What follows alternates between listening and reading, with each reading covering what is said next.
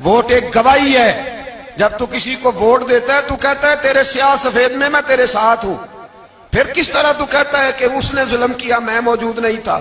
بڑا لوگوں نے برا بلا کہا نا، حکمرانوں نے ختم نبوت پہ یہ کر دیا وہ، تو میں کہتا ہوں وہ تو سارے ٹھیک ہے، غلط تھے تو ان کو ووٹ دینے والے.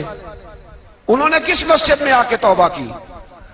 انہوں نے کہا آ کے اپنے نفل پڑھے اور کہا ہم سے غلطی ہو گئی ہم بھول گئے. وہ کدھر ہیں وہ لوگ جو ان کو سپورٹ کرتے ہیں؟ یہ خود آ جاتے ہیں.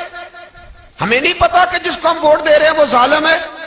ہمیں نہیں پتا جس کو ہم ووٹ دے رہے ہیں وہ جابر ہے، وہ فاسق ہے، وہ چور ہے، وہ ڈاکو ہے، وہ بے ایمان ہے، رسا گیر ہے. پھر بھی لائن میں لگ کے ووٹ دیتے ہو، پھر بھی برابر کے شریک ہوتے ہو.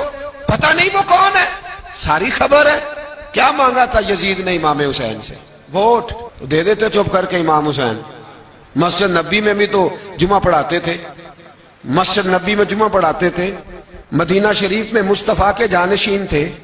یزید کہتا تھا جو آپ کہیں گے مل جائے گا، پر امام حسین نے فرمایا یہ نہیں ہو سکتا کہ میں مسجد نبی میں نماز پڑھاتا رہوں اور میرے نانا کی امت پر کوئی ظالم مسلط رہے.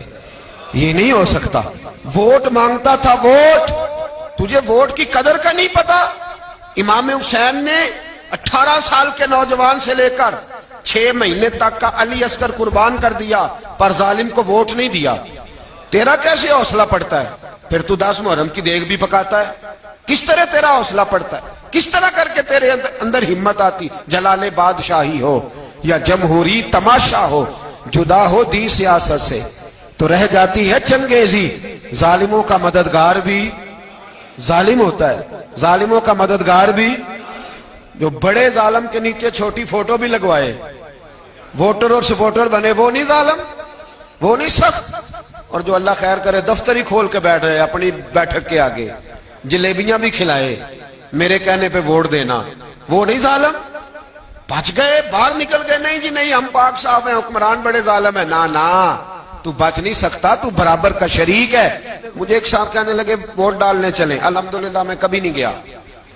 جب بندہ سمجھ میں آئے گا، مرضی کا آئے گا تو جائیں گے انشاءاللہ تعالی. نہیں گئے تو نہیں گئے. میں کہنا بڑی کھلی بات کر رہا ہوں، میں بھی تو مسجد کا مولوی ہوں نا، میں بھی یہ خانقاہ کا مسند نشین ہوں. کھلی بات نہیں جاتے بھئی ہم. ایسے ہی ہے کوئی جس کا جو دل کرے گا ہمیں ہاں کے لے جائے گا. ہماری بنیاد بھی ہے، ہمارا وقار بھی ہے، ہم رسول اللہ کے نام لینے والے ہیں. ایسے ہی جس کا دل کرے آگے لگا کے لے جائے. کیا مطلب ہوا اس بات؟